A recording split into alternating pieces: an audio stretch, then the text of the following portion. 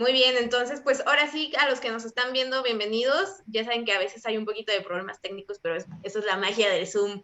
Así que les damos la bienvenida. Muchas gracias por acompañarnos esta noche miércoles, generalmente de medicina de interna o de medicina urgencias. Esta noche nos está acompañando la residente de medicina de urgencia, la doctora Diana. Si es primera vez que está con nosotros, le comento rápidamente en qué va a consistir esta dinámica. Tenemos una clase impartida por el residente que dura alrededor de 30 minutos. Terminando su clase, tendremos la intervención de nuestro doctor mentor que nos acompaña esta noche, a quien voy a estar presentando un poquito más adelante. El tipo de intervención que va a tener va a ser para comentar, para felicitar, para complementar lo que él vea necesario, ya que pues estas pláticas o esta plataforma va especialmente dirigidas a residentes, así que son fines educativos o de aprendizaje. También me gustaría recordarles que estamos en vivo de dos maneras diferentes. Una de ellas es por Zoom, otra de ellas es por Facebook. En caso de que usted nos esté viendo por Facebook, en la página de Yo Soy Médico 17 y guste comentar, preguntar o felicitar, hay que hacerlo en la parte de comentarios para yo poder leer a los doctores. En caso de que nos esté viendo por Zoom, pues aquí mismo lo alcanzan a ver ambos doctores. Y ahora sí, pues le voy a hacer la voz a quien realmente venimos a escuchar esta noche. Ella es médico cirujano general egresada de la Escuela de Medicina Intermédica incorporada a la UNAM, diplomado en atención de calidad en urgencias, avalado por la Universidad Autónoma del Estado de Hidalgo, UAEH R2 de Medicina de Urgencias en el Hospital General Pachuca. La doctora Diana Patricia Granados García. Muchas gracias por acompañarnos, doctora. ¿Qué nombre prefiere, Diana o Patricia? A la mayoría me dice Pati. Muy bien, doctora Pati, entonces pues le dejo con el mejor público que son los residentes de urgencias. Si gusta ya puede comenzar con su clase. Ok, hola, buenas noches a todos. Pues antes que nada una disculpa por no poder proyectar la presentación de forma adecuada. Y pues me presento, como ya comentaron, soy la doctora Diana Patricia Granados García. Soy actualmente médico residente de segundo año de la especialidad de medicina de urgencias en el hospital más importante del estado de Hidalgo, que es nuestro queridísimo Hospital General Pachuca. El día de hoy me acompaña mi mentor, que es el doctor Alfredo García Telles, es médico urgenciólogo, es el jefe de nuestro departamento de urgencias aquí en el hospital. Y pues bueno, vamos a empezar con la ponencia del día de hoy. Nuestros objetivos pues de este tema, que es un tema importante para nosotros, puesto que en el servicio de urgencias recibimos en muchas ocasiones pues pacientes quemados y quemaduras pues por diferentes etiologías, y es por eso la importancia y el querer dar este tema el día de hoy. En cuanto a los objetivos, pues tenemos que identificar la prevalencia del paciente quemado en un servicio de urgencias. Vamos a aprender a estratificar la gravedad de las quemaduras. Vamos a identificar los objetivos del tratamiento en el paciente quemado, pues que va a estar basado en una adecuada estratificación de la gravedad que nosotros le demos al paciente. Y pues algo muy importante que está en auge es conocer la importancia de la fase de la rehabilitación. Y pues primero vamos a dar una pequeña introducción a lo que es la piel. Pues tenemos que este es el órgano más importante y el órgano más grande del cuerpo. Llega a alcanzar un aproximado de 5 metros cuadrados en una persona promedio. Y pues bueno, este órgano tiene funciones muy importantes. De las principales funciones, pues es un termorregulador. Nos permite regular la temperatura a través de la evaporación del agua. Es la función más importante es una barrera. Nos permite, pues es la barrera de la piel en cuanto a las defensas. También es un órgano sensitivo, ya que a través de la piel pues, podemos percibir el calor, el tacto, y es también un órgano inmunológico. Como ya sabemos, la piel pues tiene dos capas importantes, la epidermis, que está compuesta de 5 subcapas, la dermis, que es en la que se encuentran los folículos pilosos, las terminaciones nerviosas y la vasculatura, y por último, pues la subdermis o el tejido adiposo. Dentro de, pues ya entrando al tema de las quemaduras, pues tenemos que definir lo que es una quemadura. Y pues va a ser, esta definición nos las da un médico muy importante a nivel nacional, mexicano, el doctor Gorordo. Y pues esta nos dice que es una lesión producida por un cambio de energía o temperatura, que puede ser por calor, puede ser por frío, puede ser químico, puede ser por radiación o puede ser por electricidad. Entonces va a ser cualquier lesión que se genere en la piel a través de alguno de estos mecanismos. En cuanto a la epidemiología, la Organización Mundial de la Salud, hasta el último reporte que tenemos, que es en el año 2020, nos dice que aproximadamente hay 11 millones de quemaduras al año. De estas 11 millones, aproximadamente 180,000 son mortales, que realmente pues es una incidencia muy, muy importante. Y bueno, de estos pacientes, la mortalidad se va a dar principalmente en niños de 7 a 11 años, y hay algo también importante porque en nuestro país se da que la mortalidad está relacionada en cuanto al ingreso de los países, siendo que en los países en vías de desarrollo o con desarrollos bajos, pues la mortalidad se incrementa hasta en 15 veces más que en un país en el que pues hay los recursos para poder tratar a estos pacientes. Pues como sabemos, a nivel epidemiológico, Estados Unidos pues tiene una red importante en cuanto a la estadística, y pues bueno, ellos nos dicen hasta el año 2020 que la mayor incidencia se va a dar en niños entre 1 a 15 años. En cuanto a los pacientes pediátricos, en cuanto a los pacientes adultos, nos dice que la incidencia se da más en aquellos pacientes en el ambiente laboral, y se da en los pacientes de 20 a 59 años. Y pues algo muy importante, está relacionado pues en cuanto a los riesgos de trabajo, pues que la incidencia es mayor en hombres, incluso con una relación de 2 a 1. En algunos artículos llegamos a encontrar que con una relación de hasta 6 a 1, 6 hombres por cada una de las mujeres. Tenemos la Organización Americana de Quemados, que es la organización pues más importante y que nos da directrices en cuanto al manejo de los diferentes tipos de quemadura, y nos dice que en el 2019 el 41% de los pacientes que ingresaron a un servicio de urgencias por quemadura fue por fuego directo. Del 3.5% de los pacientes fueron por químicos, y el 3.6% de los pacientes fueron por quemaduras por electricidad. Y pues vamos a ver, como comentábamos, va a ser una quemadura, una lesión por un cambio de energía o un cambio de temperatura. Estas pueden ser, como veíamos, por diferentes causas. Tenemos pues que dentro de la etiología de una quemadura puede ser por frío, y esta lesión va a estar caracterizada por la cristalización del agua a nivel celular. Y bueno, este tipo de lesiones nos van a generar una sublesión, por así llamarlo, en el momento en que nosotros tratemos al paciente. Dentro de la literatura nos dice que el tratamiento de las quemaduras por frío o por congelación es el recalentamiento. Este recalentamiento pues nos va a llevar a un daño por isquemia o por reperfusión, y es algo muy importante porque vamos a ver más adelante la fisiopatología de un paciente quemado, y es por eso la complejidad en el tratamiento de estos pacientes. También puede haber quemaduras por fricción, generalmente en aquellos pacientes que no se van en una motocicleta y derrapan y hay lesión de la piel contra la carpeta asfáltica. Generalmente ese tipo de lesiones son por fricción. Y también tenemos las quemaduras por calor. Estas quemaduras pueden ser por líquidos, por sólidos o directamente por fuego directo. También vamos a tener las quemaduras por químicos, y estas las vamos a clasificar en dos grupos. Las lesiones por químicos por álcalis, y pues es importante ya que estas lesiones nos causan necrosis por cualefacción, y las lesiones o las quemaduras por ácidos, que estos nos van a dar necrosis por coagulación. Un grupo muy importante, y que en especial en el Hospital General de Pachuca tenemos una alta incidencia de este tipo de pacientes, son aquellos pacientes con quemaduras eléctricas. Y pues bueno, la importancia de este tipo de quemaduras es que por el simple hecho del mecanismo de la lesión lo vamos a considerar como un paciente gran quemado, ya que no solamente la lesión se va a encontrar a nivel superficial, sino que este tipo de lesiones o este tipo de quemaduras generan daño en tejidos profundos que no son visibles. Y pues esta lesión también va a depender de la intensidad y del campo eléctrico, que ya hablar como tal de quemaduras por electricidad pues amerita un espacio completamente para este tipo de lesiones. Y por último, pues las quemaduras por radiación. Generalmente estas, las que más solemos visualizar, pues son las quemaduras de primer grado cuando nos exponemos al sol. Entonces pueden ir de algo tan simple a algo pues muy complejo, ya cuando este tipo de pacientes los vemos pues más en bases nucleares, pues que aquí pues no tenemos ese tipo de pacientes.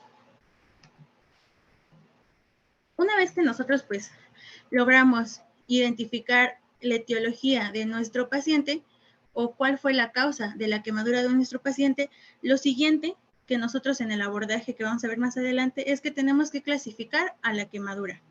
Esto lo podemos hacer dependiendo el tamaño y dependiendo la profundidad. Dependiendo de la profundidad, podemos clasificar a las quemaduras como primer grado. Después nos vamos a las quemaduras de segundo grado, que estas se subdividen en segundo grado superficial y segundo grado profundo. Vamos a tener a las quemaduras de tercer grado y por último vamos a tener a las quemaduras de cuarto grado. Las quemaduras de primer grado, como comentábamos, generalmente solo va a haber daño de la epidermis. Y pues este tipo de quemaduras son extremadamente dolorosas. Algo muy importante, son secas, no se ampollan y una vez que el paciente recupera, no deja cicatriz en el paciente. Este tipo de lesiones, la mayoría de la literatura así lo describe, solamente las vamos a ver en aquellos pacientes que se exponen al sol. Realmente no hay ningún otro tipo de quemadura que nos pudiera dar este grado de lesión. Posteriormente nos vamos a las quemaduras de segundo grado. Y como decíamos, las podemos subdividir en segundo grado superficial y segundo grado profundo. Las quemaduras de segundo grado superficial van a dañar la epidermis y van a dañar las 5 capas de la epidermis y van a iniciar con una lesión inicial, por así llamarlo, en la capa de la dermis. Estas quemaduras son fístulas porque son pequeñas, son dolorosas y suelen ser entre húmedas y secas. Algo muy característico de estas lesiones es que cuando nosotros hacemos digitopresión, cambia de coloración y una vez que nosotros retiramos la presión, la coloración se vuelve eritematosa. En cuanto a las quemaduras de segundo grado superficiales, pues hay daño de la epidermis en toda su complejidad y hay daño de la dermis hasta un 50%. Este tipo de quemaduras suelen ser húmedas, suelen generar ampollas y una vez que esa ampolla hace flictenas y hace flictenolisis, estas quemaduras suelen dejar cicatrices. Y en comparación a las quemaduras de segundo grado superficial suelen ser un poco menos dolorosas. Algo muy importante de esta quemadura de segundo grado es que profunda, es que la piel va a tornar una coloración blanquecina, a diferencia de las de segundo grado superficial, que es eritematosa. En cuanto a la quemadura de tercer grado, pues hay lesión de la epidermis, hay lesión de la dermis y puede incluso llegar a haber lesión del tejido adiposo. La característica de esta lesión es que ya no es dolorosa, es una herida seca y pues prácticamente es eso.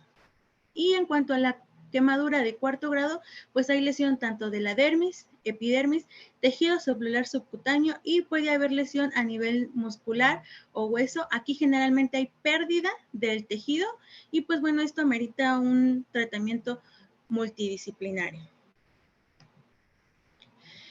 En cuanto a un artículo pues mexicano que tenemos y que creo que debemos de conocer todos los médicos de urgencias, es el artículo del doctor Luis Antonio Gorordo, que nos dice que es la atención inicial del paciente quemado en la unidad de cuidados intensivos.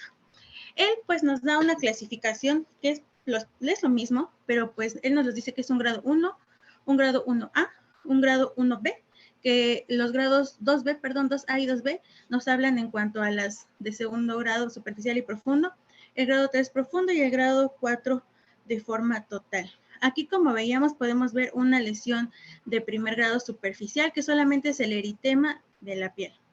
En cuanto a los grados 2A y 2B, que son las de segundo grado superficial o profundo, como veíamos, las superficiales suelen ser eritematosas y suelen tener una característica seca. En comparación de las lesiones de segundo grado, como podemos observar en estas dos imágenes, hay una pérdida de la coloración de la piel y suelen ser más húmedas este tipo de lesiones. Y pues bueno, aquí vemos una lesión de tercer grado por una quemadura por electricidad y en la imagen a su derecha, en la parte inferior, pues podemos ver una lesión de cuarto grado, donde hay pérdida completa del tejido. Aquí nuevamente podemos observar imágenes, como veíamos aquí en la imagen con la letra A, podemos ver una quemadura de segundo grado superficial, segundo grado profunda. Como vemos, realmente es mixta. En la imagen pues alcanzamos a ver que hay lesiones eritematosas y también lesiones con una disminución de la coloración de la piel. En la imagen 2B vemos una imagen igual, una quemadura de segundo grado, que realmente aquí lo que predomina es un segundo grado profundo, y en la imagen C vemos una imagen de una quemadura, pues prácticamente en la totalidad un segundo grado profundo. Una vez que nosotros pues ya identificamos la etiología de la quemadura, vimos la profundidad de la quemadura, nosotros vamos a clasificarla dependiendo del tamaño. La literatura nos dice que podemos clasificar al paciente en una quemadura menor o en una quemadura mayor, o al paciente que solemos denominar como el gran quemado. ¿Cómo vamos a poder identificarlos? Pues bueno, el paciente que vamos a llamar con una quemadura menor va a ser aquel paciente que tenga menos del 10% de superficie corporal quemada, y que las quemaduras, aunque pueden llegar a ser de segundo grado, tienen que ser quemaduras de segundo grado superficiales. Ese es un paciente que nosotros podemos tratar de forma ambulatoria. Nos llega al servicio de urgencias, lo evaluamos, vemos que tiene menos del 10% de superficie corporal quemada, podemos hacer un aseo con irrigación de la quemadura, podemos darle tópicos o tratamiento tópico y podemos enviarlo a casa. Sin embargo, si nosotros catalogamos a nuestro paciente como un gran quemado, pues bueno, va a depender de la etiología de la quemadura y de la superficie corporal quemada, y también de la edad de los pacientes. Este artículo, que es una revisión del Nature del año 2020, nos dice que vamos a identificar a los pacientes como mayores quemados, a los ancianos con más del 10% de superficie corporal quemada, sin importar si es una quemadura de segundo grado superficial. En los adultos, todo aquel paciente que tenga una superficie corporal mayor al 20%, y en los niños menores de 12 años, aquellos pacientes que tengan más del 30% de superficie corporal quemada. Esto es como a grandes rasgos. Pero en su artículo, el doctor Gorordo nos da una subclasificación. Él nos sigue manejando el paciente menor quemado. Aquí pues varía un poco, del 20 al 15% de superficie corporal quemada en los adultos. En los niños y adultos mayores, él nos dice que tiene que haber un menos del 10% y menos del 10% y menos del 2% que tengan una quemadura de tercer grado, pero que no involucre ninguna zona funcional, como son ojos, oídos, cara, manos, pies o genitales. Entonces, nosotros, aquí es algo muy importante. Si un paciente presenta una quemadura, por menor que sea, pero presenta lesión de una zona funcional, en automático, el doctor Gorordo nos dice que el paciente tiene que clasificarse como un gran quemado. Él nos da una subclasificación, que es un paciente con una quemadura moderada, que va a ser aquel paciente que va a tener del 15 al 20% de superficie corporal quemada en adultos, pero que de ese 15 al 20%, menos del 10% sean de un grado 3. Nos dice también que puede ser del 10 al 20% con un grado 2, pero que no sean mayores de 40 años o que tengan el menos del 10% de una quemadura de tercer grado, y moderada aquellos que tengan menos del 10% de quemadura superficial de tercer grado. Y él nos hace mucho énfasis en cómo podemos clasificar a un paciente gran quemado. Como veíamos en la clasificación también del Nature, más del 25% de superficie corporal quemada es un paciente gran quemado, más del 20% en aquellos que sean menores de 10 años o pacientes mayores de 40 años, más del 10% que presenten quemaduras de tercer grado, y los pacientes que presenten quemaduras en áreas funcionales. Los pacientes con quemaduras eléctricas, como ya veíamos, por la complejidad y la fisiopatología de la quemadura, en automático se convierte en un paciente gran quemado. En aquellos pacientes que pudieran catalogarse por superficie de corporal quemada en un grado menor o en un grado moderado, pero que se sospeche en una lesión por inhalación, en automático también el paciente se considera gran quemado. Y en todos los pacientes que presenten factores de riesgo para complicación, diabéticos, hipertensos, que tengan algún tratamiento marcapasos, todas esas cuestiones, cualquier patología que incremente la morbi-mortalidad del paciente, en automático nos convierte al paciente en un gran quemado. En cuanto a la fisiopatología de las quemaduras, realmente es algo muy complejo. porque la fisiopatología de una quemadura nos habla desde la inflamación local hasta una inflamación sistémica, que es lo que nos lleva al paciente a un choque, a una falla multiorgánica y que al final de cuentas el paciente pues fallezca. Dentro de la quemadura pues vamos a tener, como ya mencionábamos, que es una respuesta inflamatoria sistémica, y en aquellos pacientes que presenten una quemadura grave pues va a ser una respuesta inflamatoria disregulada, y esta respuesta inflamatoria va a estar dada por el sistema simpático. Dentro de pues los factores agravantes que nosotros podemos tener en aquellos pacientes, pues van a ser, como ya mencionábamos, que presenten una quemadura por inhalación. En los pacientes que presenten una quemadura por toxinas y aparte continúen expuestos a estas toxinas, en la mayoría de los pacientes, que en nuestro caso son la mayoría de pacientes que nosotros recibimos en el Hospital General, que aparte de la quemadura tengan lesiones traumáticas, como ya veíamos la edad, las condiciones preexistentes y algo muy importante, la hora de atención del paciente. Vamos a ver más adelante que dentro del manejo, pues la hora de atención, la hora de la lesión y la hora en la que recibe el paciente, pues puede cambiar muchísimo el pronóstico del mismo. Algo muy importante que se ha descrito desde 1975 aproximadamente son las zonas de Jackson. Jackson nos describe que pues hay 3 regiones en una quemadura. La región central, que es la zona de coagulación, que esta es donde se produce directamente la lesión. Podemos ver aquí en la imagen, en esta zona de Jackson, pues hay necrosis completa del tejido. Nosotros, sin importar lo que hagamos, ya no vamos a poder revitalizar este tejido. La siguiente zona, que es la zona de éstasis, esta zona de éstasis está caracterizada por una vasodilatación excesiva. Esta vasodilatación excesiva obviamente la hace permeable a factores inflamatorios, a pérdida de líquidos, y esta zona de éstasis es la más importante porque es donde nosotros vamos a centrar nuestro tratamiento, porque es el tejido que nosotros podemos recuperar. Y por último, la zona de hiperemia, que también está caracterizada por vasodilatación y también tejido vital. Y pues bueno, dentro de la zona de Jackson, la que más lesión nos puede causar es la zona de coagulación, ya que en esta, por la necrosis de las células, pues hay liberación de factores inflamatorios, principalmente interleucina 6, interleucina 1 beta, factor de necrosis tumoral alfa e interleucina 8, que como vemos o hemos visto en algunos otros temas en cuanto a la respuesta inflamatoria es importante, pues comparte la respuesta inflamatoria con sepsis.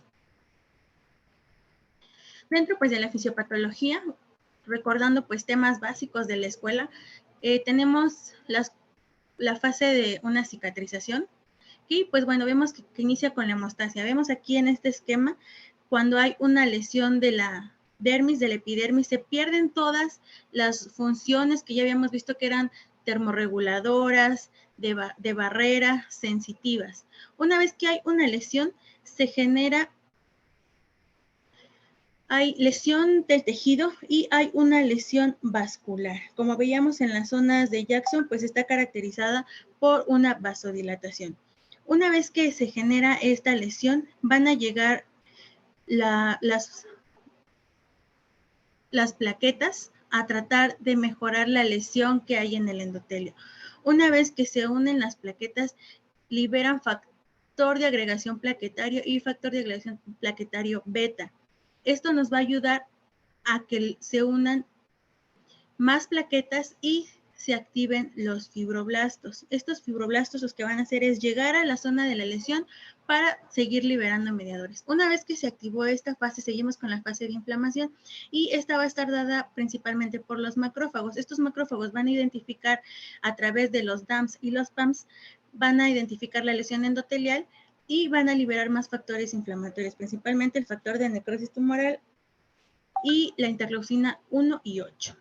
Estos macrófagos van a degradar al tejido, van a liberar estos factores inflamatorios y estos los va a identificar el neutrófilo. Este neutrófilo lo que va a generar es nuevamente factor activador de plaquetas beta. Una vez que se activan estos factores, nos vamos a la fase proliferativa. Esta fase proliferativa es la más importante a nivel de la regeneración de una lesión. Y pues bueno, va a activar los fibroblastos, los mioblastos, y van a generar nuevo epitelio. dentro del estado hipermetabólico del paciente. Es por eso la importancia del manejo integral del paciente quemado. En este esquema podemos ver que toda esta fase inflamatoria que veíamos en un inicio de la lesión, pues se puede convertir en, se hace sistémica esta respuesta inflamatoria. Por lo tanto, pues es algo muy importante manejar el manejo del paciente quemado. Dentro de la desregulación inmune, como veíamos, pues están dados los monocitos, las células T, macrófagos y los neutrófilos, que nos van a liberar todo el sistema inmunitario, que pueden llevar a un inmunocompromiso del paciente por desgaste, que nos pueden llevar a un síndrome de respuesta inflamatoria, sepsis en el paciente quemado, que también es un tema muy complejo, falla multiorgánica y por último la muerte. Y pues aquí podemos observar un esquema de a nivel sistémico cuáles pueden ser las presentaciones clínicas o las presentaciones clínicas que nuestro paciente puede presentar de forma sistémica. Como veíamos, las lesiones que son importantes pues son las lesiones por inhalación, y pues estas van a depender de la exposición y el tamaño de las partículas, que puede ser una lesión desde la vía aérea superior hasta presentar un paciente un CDRA. Y pues dentro de otras lesiones, como veíamos, no solamente se presentan la lesión por quemadura, sino generalmente los pacientes son más complejos, tienen otras lesiones, principalmente traumatismos craneoencefálicos, trauma de tórax, trauma de abdomen y la lesión como tal del tejido blando. Ya entrando al tema como tal, vamos a evaluar a nuestro paciente de acuerdo al ATLS, que es ABCD. Nos vamos a guiar en la evaluación primaria y secundaria. En la evaluación primaria, como ya sabemos, tenemos que comprobar la vía aérea, que esté permeable, y control de la columna cervical. En B, la frecuencia respiratoria, inspección del tórax, algo muy importante, inspeccionar a los pacientes en la parte anterior y posterior del cuerpo. Si es necesario, implementar oxígeno suplementario. En cuanto a la C, pues ya sabemos el pulso, llenado capilar, buscar hemorragias visibles en caso de que el paciente pues llegue hipotenso.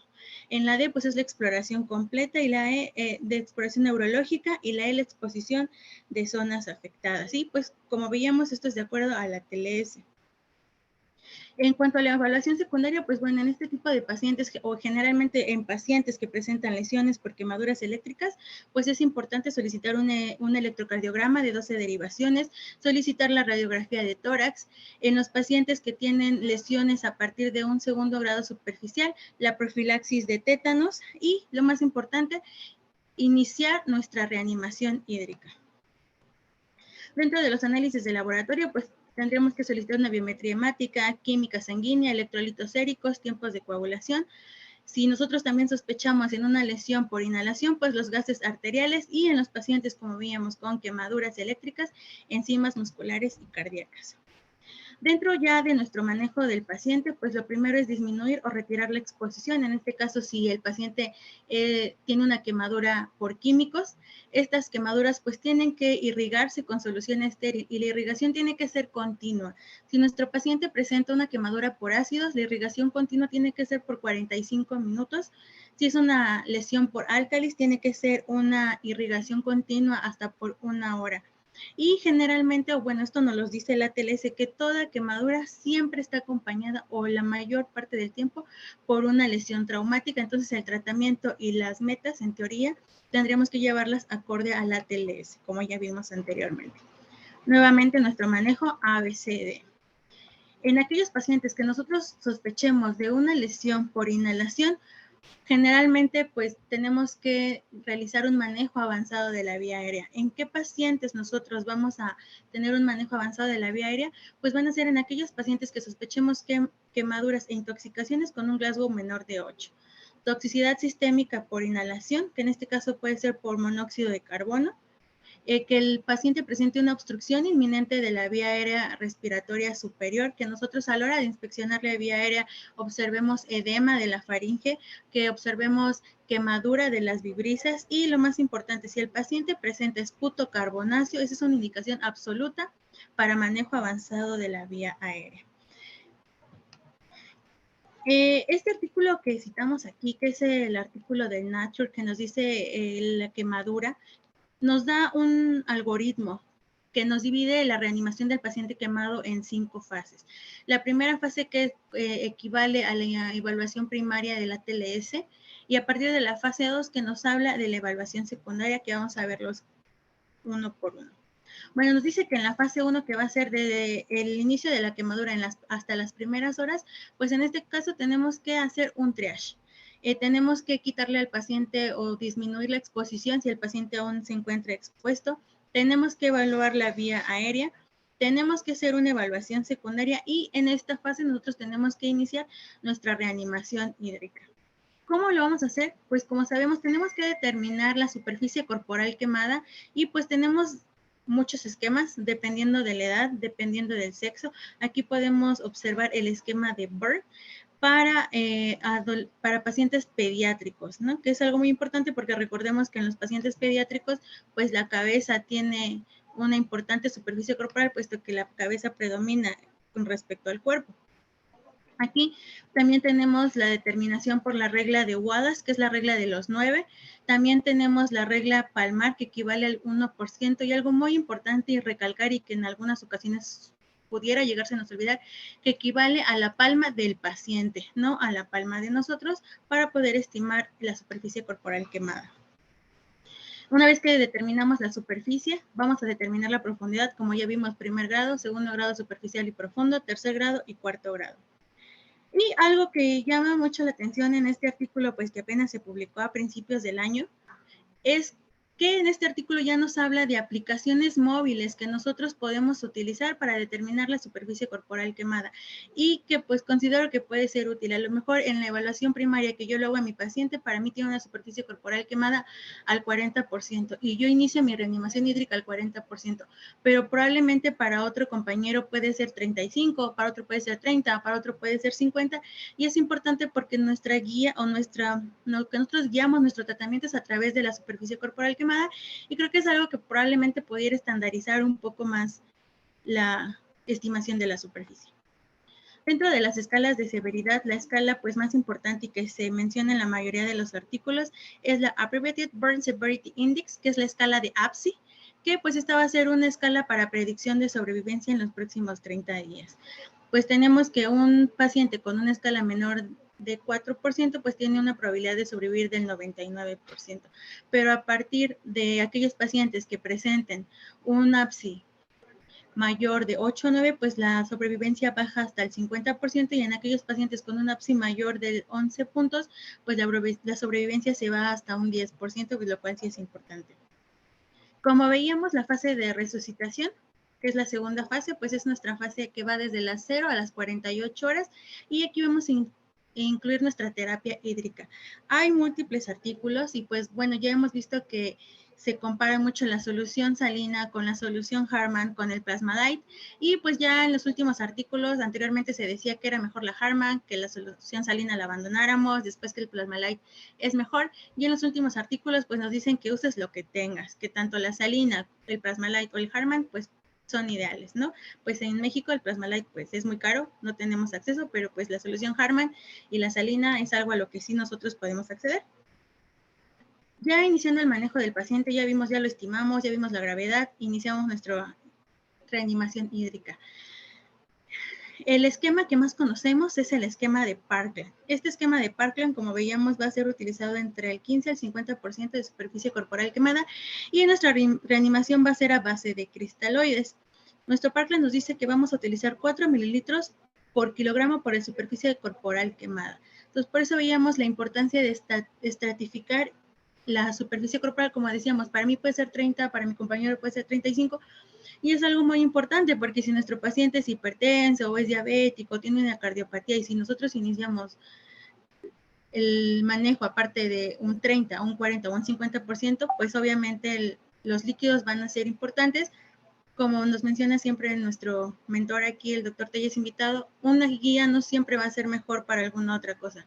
Entonces, pues siempre hay que guiar las metas de estos pacientes y vigilar pues los datos de sobrecarga hídrica y una segunda estimación o una segunda fórmula que nosotros podemos utilizar es la fórmula de Brook, que nos dice que va a ser en aquellos pacientes con una superficie corporal mayor del 50% y aquí pues vamos a utilizar los coloides. Está muy discutido, no hay niveles de evidencia pues que nos aseguren o que sean buenos para la utilización de cristaloides en un paciente quemado, pues por todas las consecuencias que pueden llegar a tener a nivel sistémico. La Asociación Americana de Quemados también nos da un Parkland modificado que nos dice que va de 2 a 4 mililitros por kilogramo por superficie corporal quemada. El manual de quemados, que es como la versión de la TLS, nos dice que podemos utilizar también la regla de los decimales, que es estimar la superficie corporal quemada por 10 y por cada 10 kilos más de un paciente que pese 80 kilos, agregar 100 mililitros por hora. Tenemos otras estimaciones, como es el Parkland modificado, que va a ser en aquellos pacientes menores de 20 kilogramos. Aquí pues solamente se van a utilizar en lugar de 4 mililitros, los 3 mililitros por kilogramo, y aparte por cada kilo de que paciente pese le vamos a agregar 100 mililitros de solución glucosada para 24 horas. Recordemos que los niños son agua, son glucosa, es la razón del por qué. Aparte, ellos requieren un sustrato, es el por qué nos dan este Parkland modificado para agregarle sustrato a nuestros pacientes. Y nos da un segundo Parkland, que es en aquellos pacientes mayores de 20 kilogramos. Aquí nos dice pues que el Parkland va a ser a partir de 2 mililitros por kilogramo, y aquí vamos a agregar solución Harman, 100 mililitros si el paciente pesa 10 kilos más, 50 si el paciente pesa de 11 a 20, más de 20, y 20 mililitros aquellos pacientes que arriba de los 20 kilos pesen 21 kilogramos más. En todos los pacientes, pues las metas que vamos a vigilar principalmente van a ser las metas de uresis. En la fase 2 hay múltiples estudios. Hay estudios que nos hablan de la vitamina C. Como sabemos, la vitamina C es un antioxidante. Como veíamos en la fisiopatología, hay lesión endotelial. Y pues hay estudios que nos dicen que podemos utilizar una macrodosis de vitamina C de hasta 10 gramos intravenosos cada 6 horas en las próximas 24 a 72 horas. Los estudios nos dicen que hay una disminución de los requerimientos del 50% de las soluciones, y pues la evidencia es un 3B, no está tan avalado, pero pues podemos implementarlo y ver si funciona en los pacientes. Y pues el más debatido por todos, la albúmina. Generalmente nos dicen que las indicaciones pues para esta albúmina es que tengan un choque refractario al volumen, y nos menciona que podemos utilizar dosis de 0.5 miligramos por kilogramo de superficie corporal. Busqué literatura, no encontré el nivel de evidencia de la albúmina, pero pues es bastante debatido entre los estudiosos de estos temas, de los líquidos. El doctor Gorordo nos da un algoritmo para evaluar al paciente. Ya vimos el ABCDE, la evaluación primaria, la evaluación secundaria. Él nos habla de metas de uresis que tenemos que cuidar en el paciente. Nos dice que en aquellos pacientes que nuestras metas de uresis estén por debajo de los 2 mililitros por kilogramo de hora, tenemos que aportar el 20% en la siguiente hora de la solución que nosotros estemos administrando. Si nosotros tenemos nuestro paciente en una límite de uresis de 0.5 a 1, podemos continuar los mililitros a la infusión en la que estemos pasando, y si nuestro paciente presenta más de 1.5, podemos disminuir el menos del 20% de la solución que nosotros estemos aplicando y vigilar nuevamente hora con hora las metas de uresis. Y pues bueno, si nuestro paciente, a pesar de los líquidos, no mejora, bueno, él nos habla de la utilización de albúmina, pero pues como veíamos, es un tema extremadamente debatido.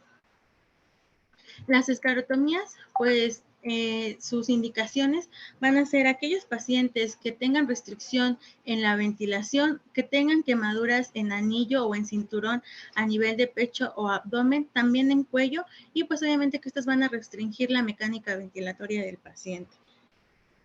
Aquí pues nosotros tenemos que tener un manejo multidisciplinario, no solamente el médico urgenciólogo, tiene que entrar el terapia intensiva, tiene que entrar cirugía plástica, tienen que entrar muchísimos servicios pues para poder tratar a un paciente con este tipo de lesiones. Ya una vez que nosotros hicimos nuestra evaluación del ABCD en el manejo primario, en la segunda fase, que es nuestra reanimación hídrica, nosotros entramos a la fase 3, que es la regeneración o el recubrimiento de estas heridas. Encontré muchos artículos, la mayoría de ellos consensan en que el recubrimiento de estas heridas tienen que ser en los primeros 5 días. Pues aquí prácticamente todos los servicios dependemos del cirujano plástico, si tenemos o no en el servicio, para poder llevar a cabo este recubrimiento de las heridas en los primeros 5 días, porque pues disminuimos la respuesta inflamatoria, disminuimos la exposición de la piel a bacterias y pues bueno, nos dice que el tratamiento de elección van a ser los injertos autólogos, van a ser el estándar de oro para tratar una lesión por quemadura, pero pues obviamente también va a depender de la superficie corporal quemada. Si el paciente no tiene alguna otra superficie donde nosotros podamos obtener los injertos, pues obviamente en este paciente este tipo de injerto pues no va a ser posible.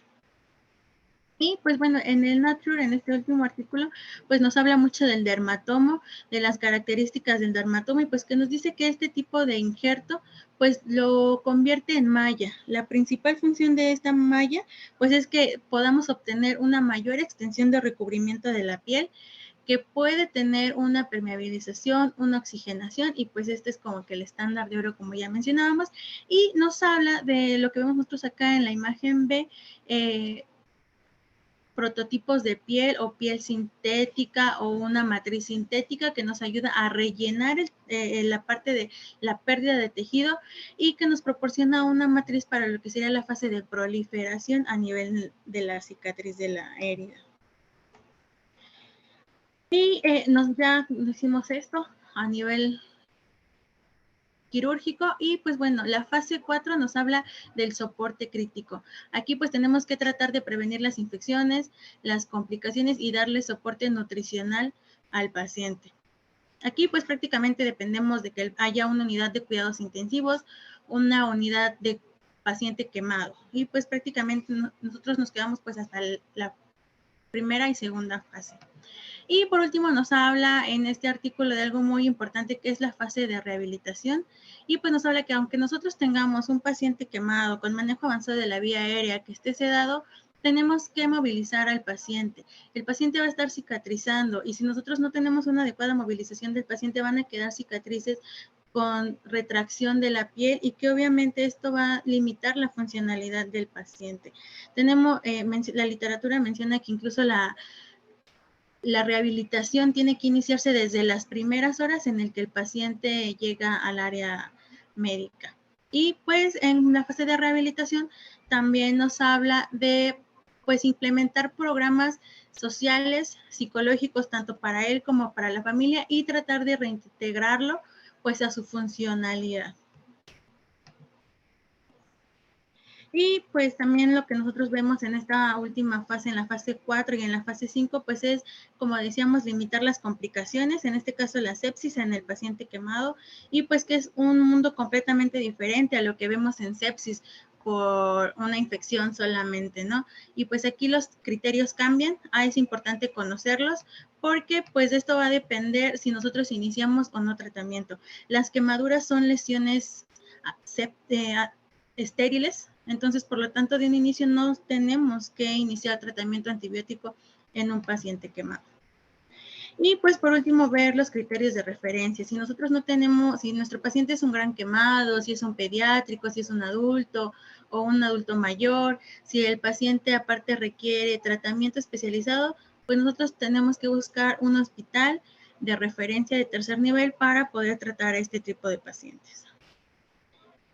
Y pues eso es en cuanto al manejo inicial del paciente quemado en urgencias. Aquí les dejo pues un poco de la bibliografía o de las principales bibliografías que se utilizaron para el abordaje y pues les presento mi hospital. Este es nuestro Hospital General de Pachuca. En la parte de acá pues se encuentra urgencias. Muy bien, muchas gracias, doctora Patti. Excelente exposición. También vemos buena cantidad de residentes esta noche que nos están escuchando. ¿El doctor Alfredo va a hablar desde su cámara o lo voy a poner en otro? No, desde aquí conmigo. Muy Hola. bien, entonces, bienvenido, doctor Alfredo, muchas gracias por acompañarlo. Ya lo presentó la doctora Patti como su mentor, pero rápidamente recuerdo, es egresado de la UAEH, médico urgenciólogo y jefe del servicio de urgencias del Hospital General de Pachuca, el doctor Alfredo García. Doctor Alfredo, ¿sería tan amable de regalarnos sus complementos o comentarios? Hay que entender a los pacientes quemados como una urgencia absoluta y que es un verdadero reto. No es fácil el manejo de un paciente quemado. No lo debemos de infravalorar. Una quemadura, por pequeña que sea, puede comprometer la funcionalidad, no nada más la vida de la persona. pero obviamente mientras más severa sea, pues mayores complicaciones. Son pacientes que requieren atención multidisciplinaria, como lo dijo la doctora Patricia. No es nada más para manejarse en una sala de urgencias, en un piso. Va a tener que requerir manejos quirúrgicos múltiples, el control de líquidos, el control de infecciones, alimentaciones tempranas.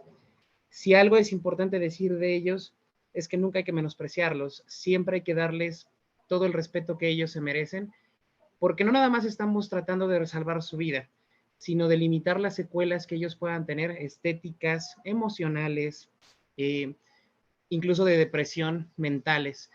Son pacientes muy complejos.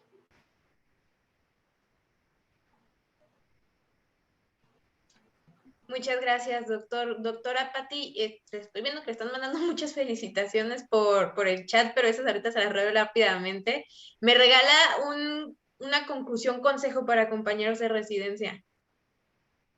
Un consejo, pues que leamos sobre el tema. Es un tema muy bonito, es un tema muy complejo de entender.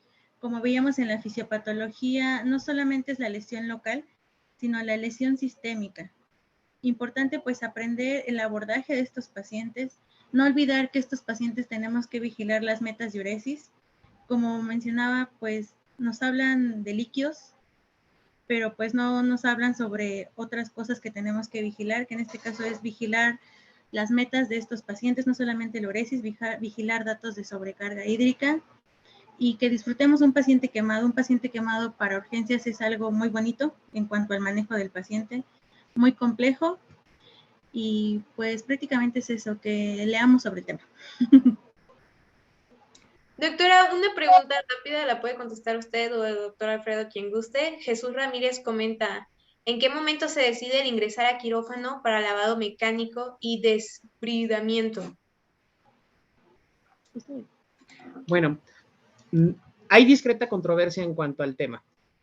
Depende del tipo de hospital en el que manejemos. Si tenemos un hospital que tiene todos los recursos del mundo, lo ideal sería el lavado pronto, prematuro, dejar posiblemente las heridas del quemado abiertas y que se dé un manejo en una sala estéril con una cámara de extracción. Cuando no tenemos las condiciones necesarias, podríamos esperar a un lavado. Los lavados mecánicos se tienen que hacer siempre y cuando se compruebe que está infectada la lesión, y en el caso de las dermafaciotomías o de las escarectomías, inmediatamente que se presenten, sí podrían ir conllevando a una mejor morbimortalidad. Es discrepante la pregunta, depende de las características del hospital. La mayoría de los artículos dicen sí, un lavado temprano, siempre y cuando lo cuides demasiado para evitar infecciones y complicaciones como sepsis en el paciente quemado.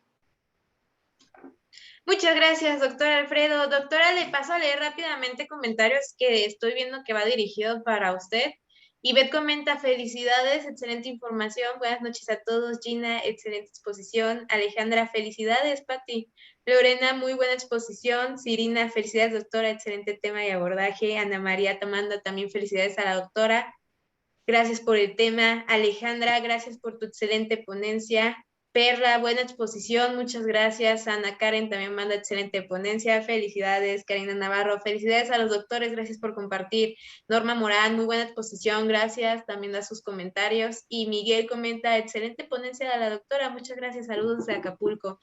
Jesús Sánchez, quien fue quien hizo preguntas, dice, muy buena ponencia. Entonces, muchas gracias, doctora Diana, Patti, perdón, me gusta más, por acompañarnos esta noche. También a usted, doctor Alfredo, por darse un poquito de su tiempo.